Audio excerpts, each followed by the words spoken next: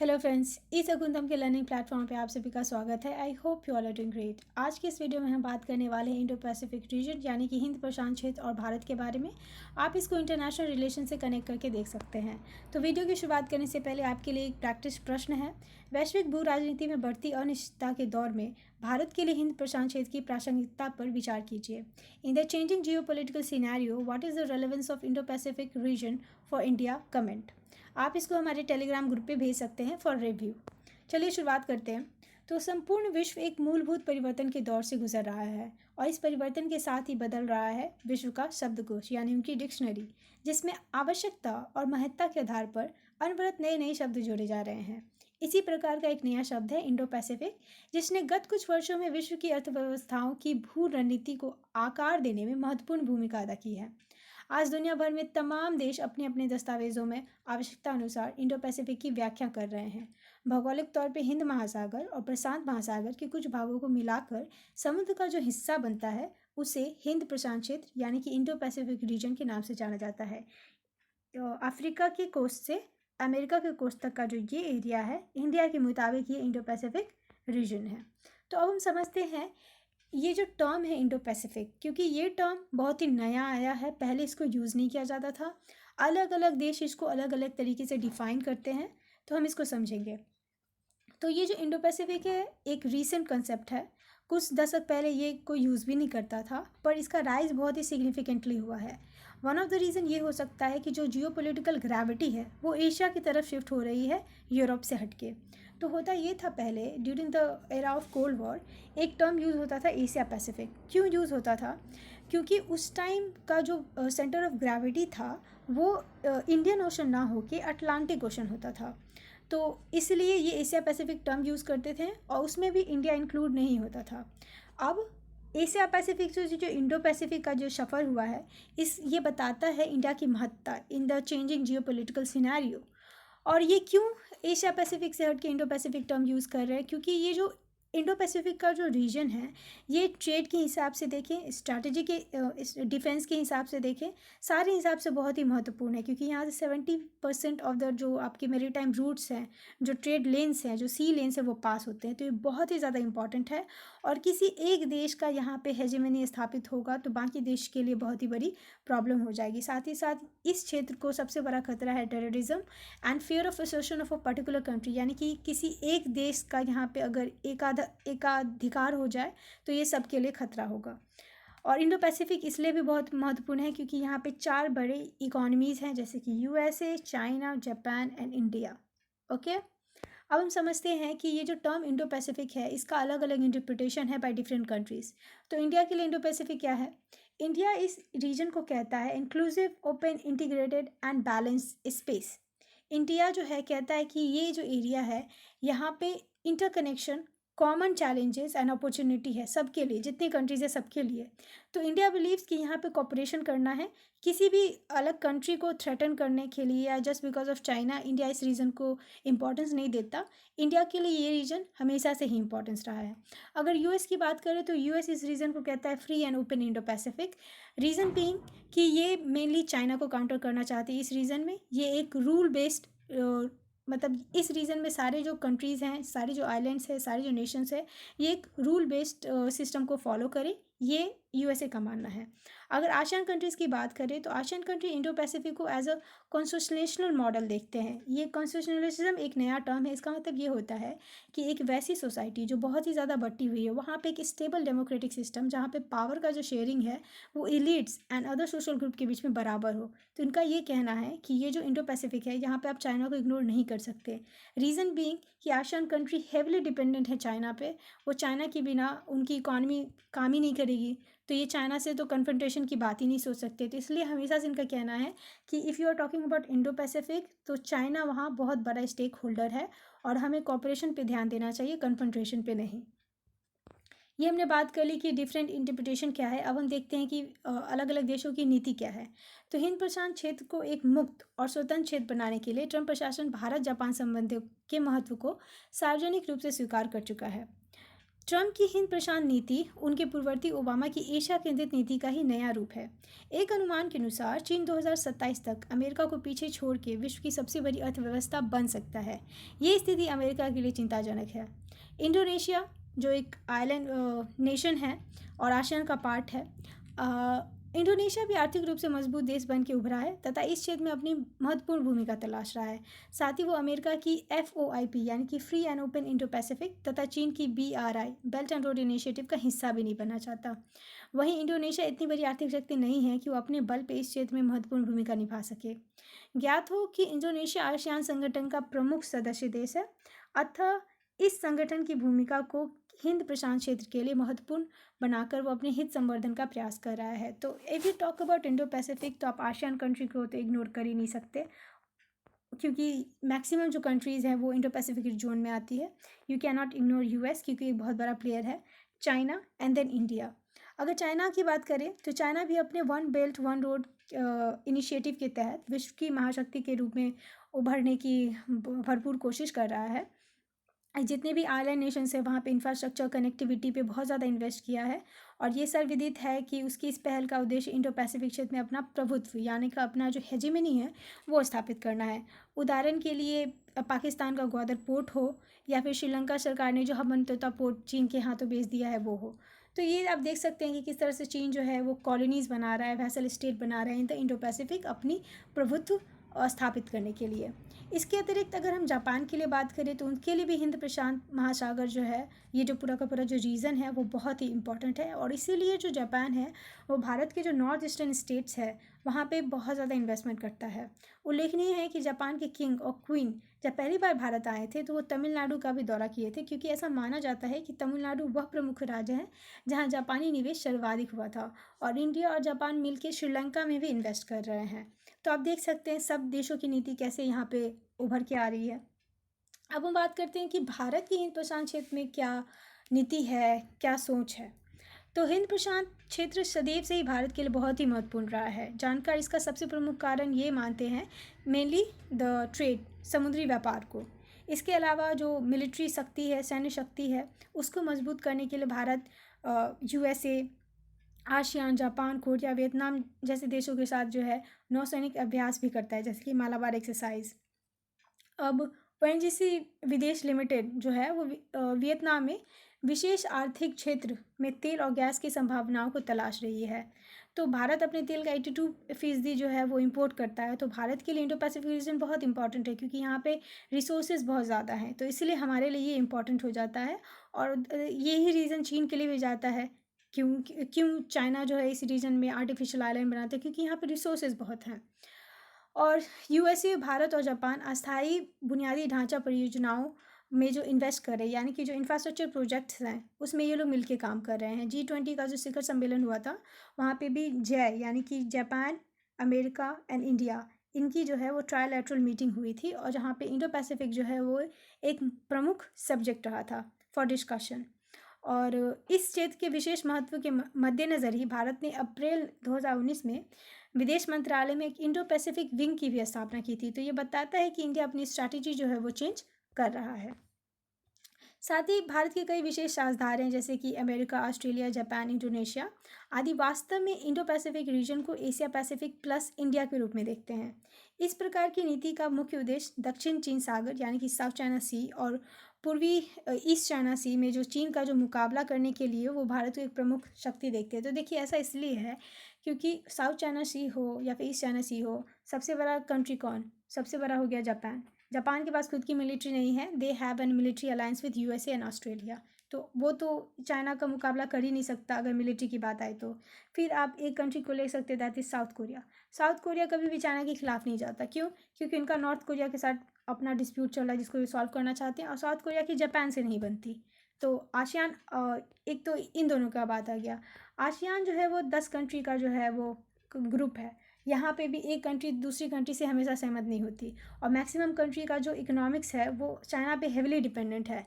तो जिससे आपका इकॉनमी चल रहा है उसके खिलाफ तो आप बोलेंगे नहीं। बचा कौन? बचा यहाँ पे इंडिया। इंडिया मिलिट्रली भी और इकोनॉमी वाइज भी चाइना को थ्रेटन कर सकता है। इसका एग्जाम्पल हम अभी देख सकते हैं। तो इसलिए ये कंट्रीज़ इंडिया को बहुत इम्पोर्टेंट मानती है इस रीजन में, क्योंकि एक इंडिया ही है जो चाइना से लड़ सकता है, और इंडिया की एक्सपर्टीज़ है इन सब चीज़ों में। इंडिया का पूरा इंडियन ओशन है, दे हैव दैट सेटअप। तो इसीलिए यूएस के लिए भी इंडिया बहुत इंपॉर्टेंट हो जाता है, और बाकी कंट्रीज़ के लिए भी। हालांकि अगर हम भारत के नज़रिए को देखें तो उनका जो अधिक से अधिक जो ध्यान है वो है पीस पे, शांति पे। भारत की नीति इस पूरे एरिया को मुक्त, खुले और समावेशी यानी कि open, free and integrated and inclusive क्षेत्र के रूप में परिभाषित किया है, जो मैं आपको पहले इसका डेफिनेशन दे चुकी हूँ। और भारत के लिए इंडो पैसिफिक का मतलब होता है अफ्रीका के तट से लेकर अमेरिका के तट तक का जो क्षेत्र है वो हिंद प्रशांत क्षेत्र के रूप में जाना जाता है। अगर हम आसियान कंट्रीज़ की बात करें तो चीन के विपरीत भारत सदैव ही एकीकृत आसियान यानी कि एक इंटीग्रेटेड आसियान का हिमायती रहा है। जबकि चीन जो क्या करता है, एक नेशन को दूसरे नेशन के खिलाफ भड़का के अपना काम निकालता है, यानी कि फूट डाली और राज करो की नीति का उपयोग कर रहा है आसियान कंट्रीज़ के लिए। पहले इस क्षेत्र को एक अमेरिकी झील यानी कि अमेरिकन लेक के रूप में देखा जाता था, जहां अमेरिका का काफ़ी वर्चस्व था। परंतु हाल के कुछ वर्षों में कुछ बदलावों के कारण यह डर बढ़ गया है कि कहीं यह क्षेत्र चीनी झील के रूप में न परिवर्तित हो जाए।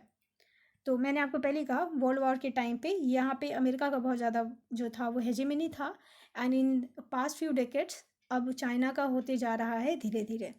तो भारत इस क्षेत्र में किसी भी एक देश का जो है आधिपत्य नहीं चाहता है, क्योंकि ये हमारे लिए बिल्कुल भी सही नहीं है। और जिसके कारण से वो Bharat Australia France, Bharat Australia Indonesia जैसे जो ट्राइलेटरल ग्रुप्स हैं उसके माध्यम से ये सुनिश्चित करने का प्रयास करता है कि यहाँ पे चाइना की हेजेमनी ना स्थापित हो। ये सारी चीज़ों के बाद हम बात करने वाले हैं कि इंडो पैसिफिक रीजन का सिग्निफिकेंस, इसकी महत्ता क्या है। तो इसकी दो महत्ता है मुख्यतः, एक स्ट्रैटेजिक, दूसरी इकोनॉमिक्स। अगर स्ट्रैटेजिक की बात करें तो ट्रांसनेशनल इश्यूज जैसे कि पायरेसी, आतंकवाद, ह्यूमन ट्रैफिकिंग, स्मगलिंग, इन सब चीज़ों के लिए कॉपरेशन के लिए बहुत ज़्यादा आवश्यक है इंडो पैसिफिक रीजन। और दूसरा रीज़न है चाइना का बढ़ता प्रभुत्व। चाइना जो है खुद को इस रीजन में बहुत ज़्यादा असर्ट कर रहा है, चाहे वो ईस्ट चाइना सी हो, साउथ चाइना सी हो, अरेबियन सी हो। स्ट्रिंग ऑफ पर्ल्स स्ट्रैटेजी के बारे में आपको पता ही होगा। तो इसकी वजह से जो है इंडिया, यूएसए और बाकी सारे नेशंस जो है क्लोज आ रहे हैं। इसका आप एक एग्जांपल क्वाड के तौर पे देख सकते हैं, जिसकी अभी अभी समिट हुई है। इस पे वीडियो आपको हमारे प्लेलिस्ट में मिल जाएगा। ये अभी जो टोक्यो में जो समिट हुई थी उस पर मैंने उसको बहुत अच्छे से कवर किया था। और अगर हम इंडो पैसिफिक को डिस्कस कर रहे हैं तो उसका रीज़न यही है कि अभी टोक्यो में ही हमारे विदेश मंत्री और जापान के विदेश मंत्री के बीच में इंडो पैसिफिक पे डिस्कशन हुआ है, जिस वजह से ये बहुत ज़्यादा सुर्खियों में रहा है। अगर हम इकोनॉमिक्स की बात करें तो ये एरिया में बहुत सारे रिसोर्सेज हैं, जैसे कि minerals, gas, fish, oil and trade और कॉमर्स, क्योंकि यहाँ से 40% ऑफ द ग्लोबल एक्सपोर्ट जो है वो पास होते हैं। 60% ऑफ द ग्लोबल जीडीपी इस एरिया से आता है, क्योंकि यहाँ से ट्रेड रूट आपके पास होते हैं। तो आपने देखा इंडो पैसिफिक बहुत ही इंपॉर्टेंट है, सिक्योरिटी वाइज भी, इकोनॉमिक्स वाइज भी एंड पावर वाइज भी। अब हम बात करते हैं कि हिंद प्रशांत क्षेत्र का रणनीतिक यानी कि स्ट्रैटेजिक महत्व क्या है। तो एक तो मैंने आपको पहले ही बता दिया कि प्रशांत इंडो पैसिफिक रीजन में जितनी भी बिग पावर्स है उसके लिए एक संघर्ष का नया मंच बन चुका है। The reason being economics and strategic. 75% जो एक्सपोर्ट इंपोर्ट है वो इस क्षेत्र से होता है। सबसे अच्छे बंदरगाह यानी कि पोर्ट्स जो हैं, सबसे बिजी जो पोर्ट्स है जैसे कि सिंगापुर पोर्ट्स, ये इसी एरिया में है। पूरे के पूरे विश्व की जीडीपी का 60% जो योगदान है वो यहाँ से होता है। इंडो पैसिफिक में टोटल 38 कंट्रीज़ जो हैं वो शामिल हैं। जो विश्व के अगर जोग्राफिकल एरिया की बात करें तो 44% एरिया हुआ, और आबादी की अगर बात करें तो 65%। तो विश्व की 65% आबादी रहती है यहाँ, और विश्व का 44% एरिया यहाँ पे है, और टोटल जीडीपी में कंट्रीब्यूशन है 60%। ये सब आप फैक्ट अगर आपको याद ना भी हो तो आप एक दो फैक्ट लिख के बता सकते हैं कि कितना ज़्यादा ये इम्पॉर्टेंट है। तो इस हिसाब से देखें तो वैश्विक सुरक्षा, नई विश्व व्यवस्था के लिए जो है हिंद प्रशांत महासागर, इंडो पैसिफिक रीजन जो है वो बहुत ही इम्पॉर्टेंट है। एक और चीज़ जो यहाँ पे हमारे लिए डिस्कस करनी आवश्यक है वो है कि क्यों आवश्यक है। तो अगर हम चाइना के ही बारे में बात करें कि चाइना के लिए ये रीज़न क्यों इम्पोर्टेंट है, स्ट्रैटेजिक इंपॉर्टेंस इस रीज़न का क्या है। तो अभी हमने बात की कि यहाँ से मैक्सिमम जो है वो सी लेन्स यहाँ से गुजर के जाते हैं। यहाँ पे है हमारा मलक्का स्ट्रेट, ये एरिया। तो यहाँ से जो गुजर के जाते हैं, यहाँ पे आपको जापान के पास जाएगा, कोरिया जाएगा, चाइना जाएगा, देन यूएसए जाएगा। तो ये जो एरिया है यहाँ से सी लेन्स जाते हैं, तो ये तो आपको ट्रेड के हिसाब से हो गया। दूसरी चीज़ ये है कि अगर यहाँ पे अंडमान निकोबार है हमारा, अगर इस एरिया को चोक कर दिया जाए, जो कि पॉसिबल है, तो फिर चाइना के लिए प्रॉब्लम हो जाएगी। तो चाइना का जो जगुलर वेन है वो हिमालयाज़ में नहीं है जहाँ वो भारत से लड़ते रहता है।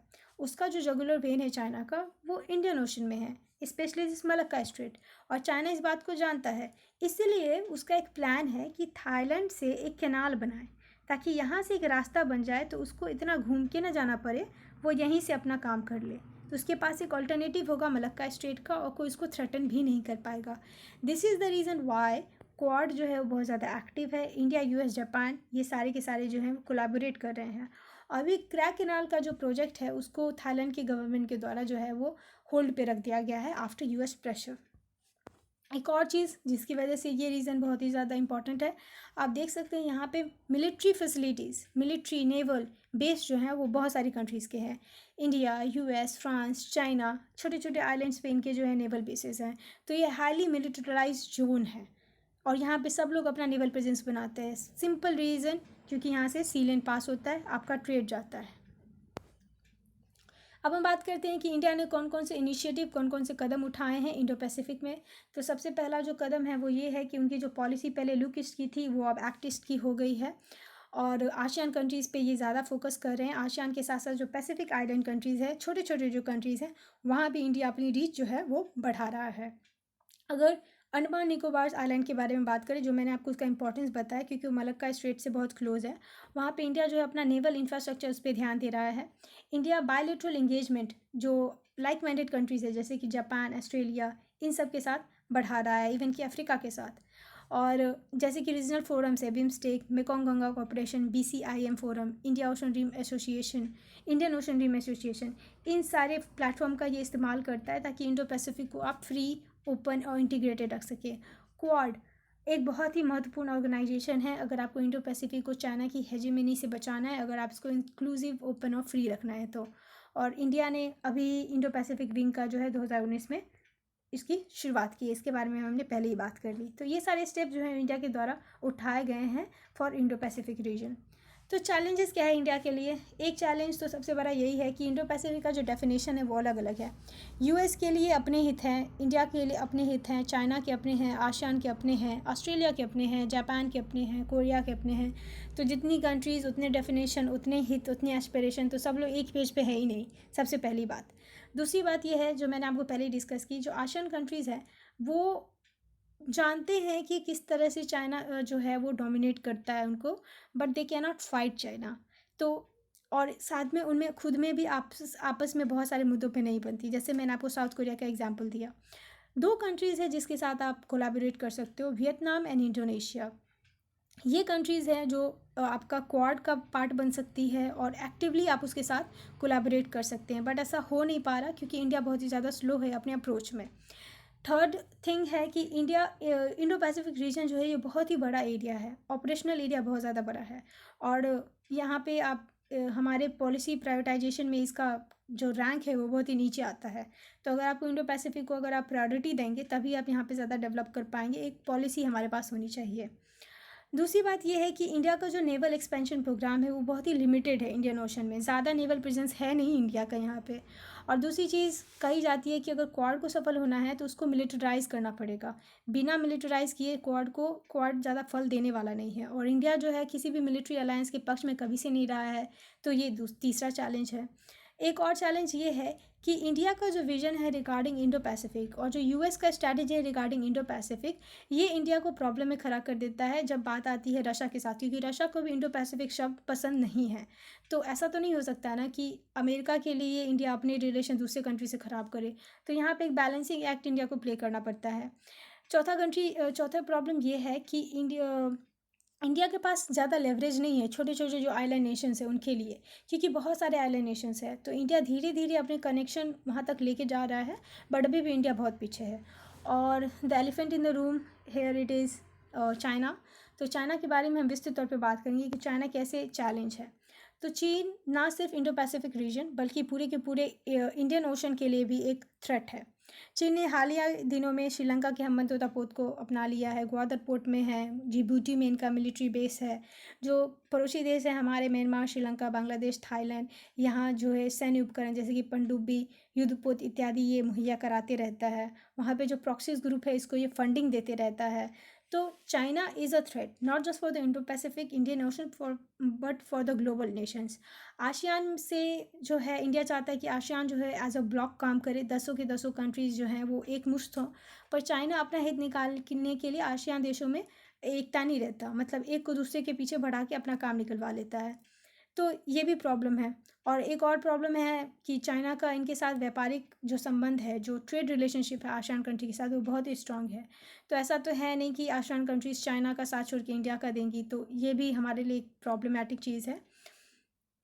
और इसीलिए आसियान जो है भारत के एक्ट ईस्ट पॉलिसी के लिए बहुत ही महत्वपूर्ण माना जाता है। तो हमने चीनी खतरे के बारे में बात कर ली, अब हम बात करते हैं वे फॉरवर्ड के बारे में कि आगे की राह क्या होनी चाहिए। तो आगे की राह ये होनी चाहिए कि ये जो पूरा का पूरा एरिया है, अफ्रीका के इस कोस्ट से लेके अमेरिका के इस कोस्ट तक का, यहाँ पे जितने भी नेशंस हैं, whether it be big economies और स्मॉल आइलैंड नेशंस और द लिटोरियल नेशंस, सबके पास इक्वल एक्सेस होना चाहिए, इक्वल राइट होना चाहिए, ताकि वो जो कॉमन स्पेस है, सी वाटर है, जो रिसोर्सेज है, उसको यूज़ कर सके। इस पर किसी भी कंट्री का आधिपत्य स्थापित नहीं होना चाहिए।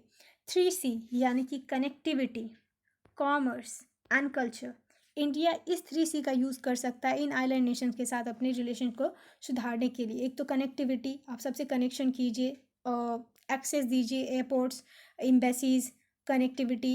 देन कॉमर्स, ट्रेड का जो व्यापार है, export import. And then culture, culture से आप कनेक्ट कर सकते हो, क्योंकि इंडियन ओशन के जितने भी कंट्रीज़ है वहाँ पे देखी जाती है कि जो भाषा है, जो लैंग्वेज है, ये हमारे लिए कल्चरल कनेक्ट का काम कर सकते हैं, इवन कि रिलीजन भी।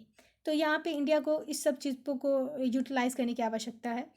Third thing is maritime domain awareness. इसका मतलब क्या होता है कि इंडो पैसिफिक रीजन की सिक्योरिटी के लिए आपको मैरीटाइम डोमेन अवेयरनेस होना बहुत ज़रूरी है। इसका मतलब ये है कि जो भी एक्टिविटी इस एरिया में होती है उसकी एक क्लियर इफेक्टिव अंडरस्टैंडिंग, कोई भी घटना जिसका इम्पैक्ट हो सकता है यहाँ की सिक्योरिटी, सेफ्टी, इकोनॉमी और इन्वायरमेंट पे, इसका awareness, that is called maritime domain awareness. इसके लिए आप अलग अलग कंट्रीज़ जैसे कि यूएस है, फ्रांस है, जिसके यहाँ पे नेवल बेसेस हैं, उनके साथ आप कनेक्ट कर सकते हैं। मल्टीपोलैरिटी का मतलब ये है कि जितने भी लाइक माइंडेड कंट्रीज़ हैं, यहाँ पे मल्टीपोलर वर्ल्ड, किसी एक आधिपत्य नहीं होना चाहिए, सबका होना चाहिए। तो इंडिया को आवश्यकता है कि वो ना तो ज़्यादा यूएस की तरफ झुके, ना ही किसी और की तरफ, सबके साथ जो है बना के रखे एक मल्टीपोलर वर्ल्ड होना चाहिए। द फोर्थ थिंग इज़ कि strong naval capabilities, multilateral diplomacy and economic integration. जो मैंने आपको पहली बात बताई कि हमारा जो नेवल प्रेजेंस है यहाँ पे उतना अच्छा नहीं है, तो हमें नेवल प्रेजेंस और ज़्यादा स्ट्रॉन्ग करने की ज़रूरत है। मल्टीलेटरल डिप्लोमेसी मतलब कि जितनी भी आइलैंड नेशंस है सबके साथ हमारा जो कूटनीतिक संबंध है वो हमें स्थापित करना होगा। और इकोनॉमिक इंटीग्रेशन, जो ट्रेड वाली मैंने 3C जो बात की, वही ये पॉइंट है। क्वाड जो है उसके साथ अपनी दिक्कत है, इंडिया मिलिटराइज नहीं करना चाहता, बाकी नेशंस जो है इसमें ऐड नहीं होना चाहते, जैसे कि मैंने आपको साउथ कोरिया का एग्जांपल दिया। क्वाड प्लस ज़्यादा इफेक्टिव और लिक्रेटिव ऑप्शन हो सकता है, क्योंकि इसमें वियतनाम और इंडोनेशिया शामिल हो सकते हैं, तो ये ज़्यादा इफेक्टिव हो सकता है। इंडिया की फिलॉसफी रही है इंडियन ओशन के लिए सागर, यानी कि security and growth for all in the region. ये इंडिया को हमेशा ही फॉलो करना चाहिए। अंडमान एंड निकोबार को डेवलप करना चाहिए। और अगर बात करें कि मिलिट्री प्रेजेंस की, तो फॉर स्टार्टर्स मालाबार एक्सरसाइज जो इस एरिया में होता है उसमें ऑस्ट्रेलिया को इंडक्ट करने का समय आ गया है। और गुजरात डॉक्ट्रिन इंडिया को फॉलो करना चाहिए जब वो इन छोटे छोटे आइलैंड नेशंस के साथ कॉन्टैक्ट करता है या फिर बिजनेस स्थापित करता है। तो friends, this was end of this video. I hope you find this video informative. Please इसको ज़्यादा से ज़्यादा शेयर करें। वीडियो कैसा लगा कमेंट में लिख के ज़रूर बताएं। चैनल को सब्सक्राइब करें। Happy learning.